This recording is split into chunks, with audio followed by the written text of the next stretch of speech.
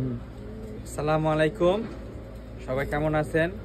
সবাইকে ঈদের শুভেচ্ছা জানাচ্ছি। এই যে একটা বাচ্চা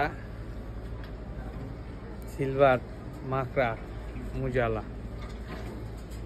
বাচ্চাটা গিফট পাইলাম। ওই যে পাশের বাসার বড় ভাই, এই যে বাসার বড় ভাই আমাদের সদ্য ফেরদৌস ভাই বাচ্চারা গিফট পাঠাইছে, ঈদের বকশিস পাঠাইছে। বাচ্চারা অনেক সুন্দর আছে। যেটা বাচ্চা পড়ছে ভাই একটা রাখছে, আমরা একটা দিচ্ছি। এই বাচ্চাটা ছাড়ি, বাচ্চাটা ছেড়ে দেয়, বাচ্চাটা কেমন।